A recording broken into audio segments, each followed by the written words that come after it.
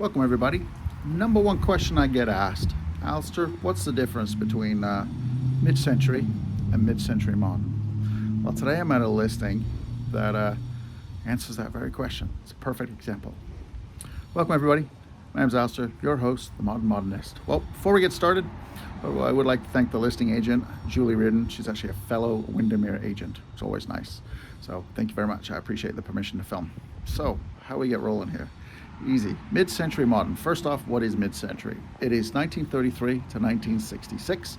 So it is a period of time, is what it's, so that's how it gets its name, because it's the middle of the 19th century, or 20th century, sorry.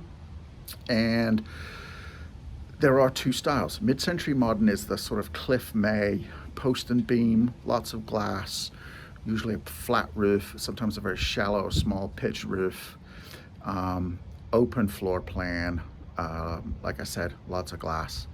So that's mid-century modern. Mid-century is typically a pitched roof, typically a single story, and some sort of design elements, a sprinkling, should we say, of design elements from mid-mod. So it's not full-blown. It's sort of like, I don't know, there's Budweiser, mid-century modern, mid-century Bud Light.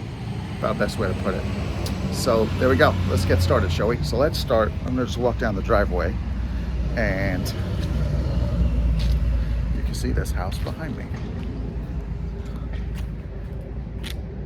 See, look at the front porch. We'll get into that first. All right, so where I was standing is a porch. And then there is this to hold the corner of the porch up.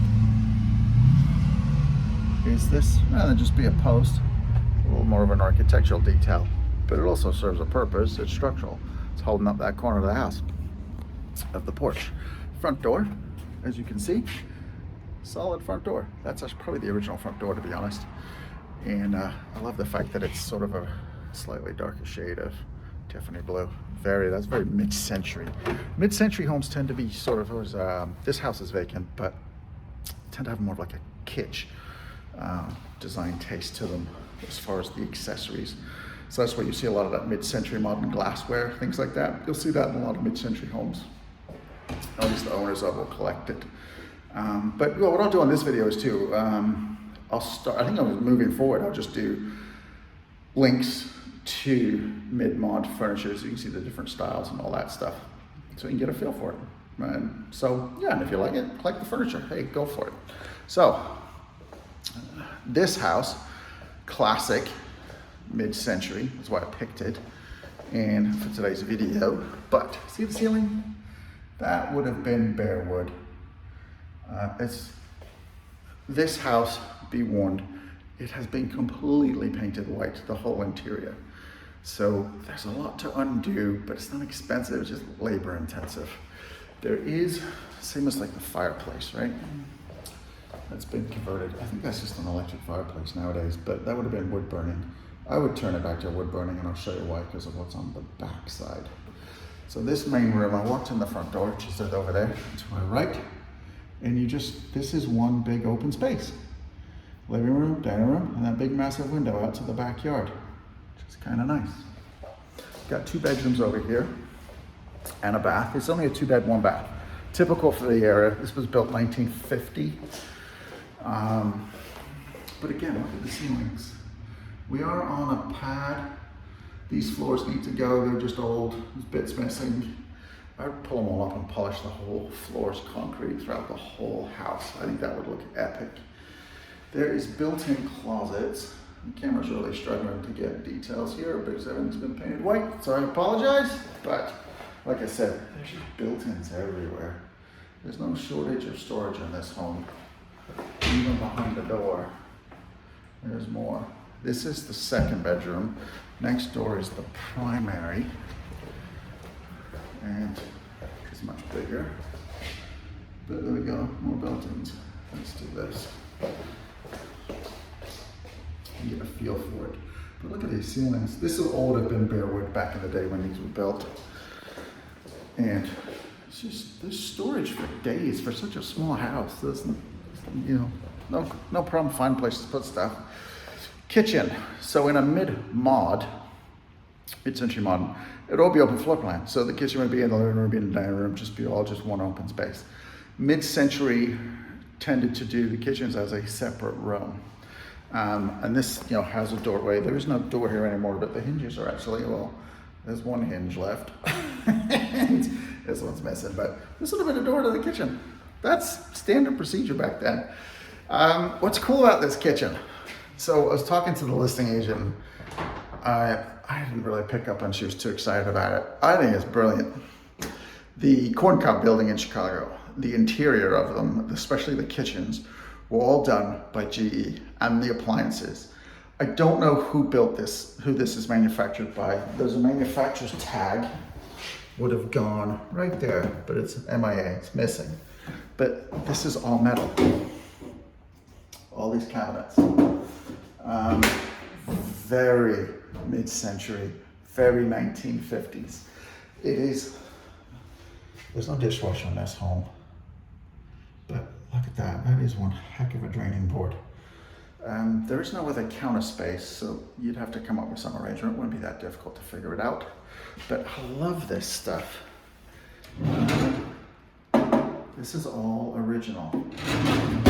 And unfortunately there is a pull missing, but take that one off, take it to a machine shop. You could get one made, machined out of aluminum very easily. But look at this. It's so cool. And so that fireplace, the backside, well, it's the garage. Unfortunately, the garage door is no longer original. I'd swap that out and make it solid so it matches the front door. And it's a single car garage. It's very typical 1950s. Let's go this way. The sheer depth of these garages, because it's the 1950s, and American cars, they were huge back then, they were long. So this is one incredibly deep garage, even though it's only a single car garage.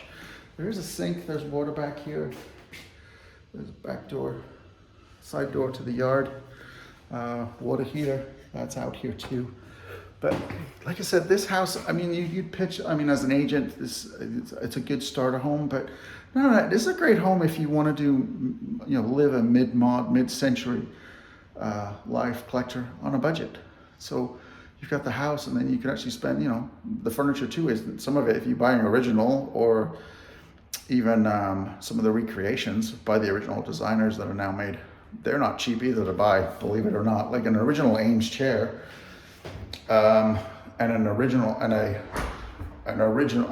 non-original Ames replica, which is I think made by Knorr now. Anyway, they're not cheap either. They're still a few $1,000s.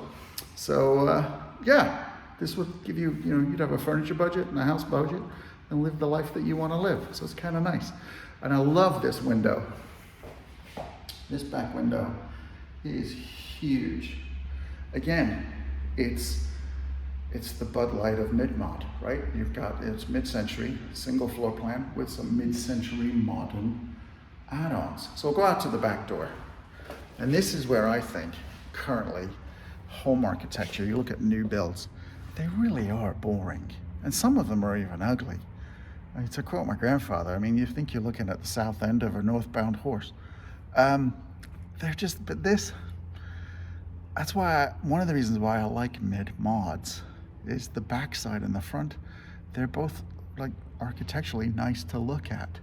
This is, with this big window, it helps. But as other parts of this house, yeah, it does. It does look a little track homey, as modern day. I think that's where they lost the plot personally, but you could really have some fun out here with this. And I love that big window. This is a blank canvas back here as a backyard goes. It's all barbed. There's a patio that I'm standing on. Some new fresh trees been put in. So you could really have some fun with this and make this backyard also very mid-mod, or very mid-century. There's the, for a little bit of covering, because those trees obviously not creating any shade just yet, but you could do, it's like awnings, like sails, but like multiple colors. Very kitsch, very mid-century. You could have some fun with that. So what I did miss, as I'm looking now, so I apologize. So that fireplace The back of the chimney is in the garage. So if you've got a roaring fire going, it's just gonna act like a heat sink. Now you've got a heated garage in the winter too. So someone could be in here and you're in the garage futzing around doing your garage stuff in a heated garage. So it's a neat house. It's a little bit, there's a diamond in the rough, and it's a bit of a hidden gem. You would just skip over this if you were looking for houses. You wouldn't realize. I don't think most people realize what it is. It's a really nice house. I like it. And it definitely, the reason why I wanted to do today's video is explain the difference between mid-century and mid-century modern. There are some mid-century homes here in Sacramento, over in Reardon Arcade, Sierra Oaks. You know, they're north of $1 million. Some are north of $2 million. This does mid-century on a budget. So you could afford the house and all the furnishings that you want to collect. And you wouldn't even have to do budget on the furnishings. You could invest in some pieces that are worth some money, which, you know, it's always nice. I like that. But there we go. This is one last look at the living room. These floors, I'd rip this all up and polish it, do polished concrete. I think it'll look really cool. So there we go, folks. Hopefully that was informative. It is a very short video. I'm looking at the time on my phone here. But once again, it was a pleasure. Julie Reardon, thank you so much for the opportunity. I love the opportunities to film these videos. So some agents don't like me doing these videos because they're not puff pieces, because I point out what's right, I point out what's wrong. I know some agents don't like that, but it is what it is. Take the yeses with the nos. But there we go, folks. Once again, I'm Alister, your host, the Modernist. Be good to each other, humans. Take care.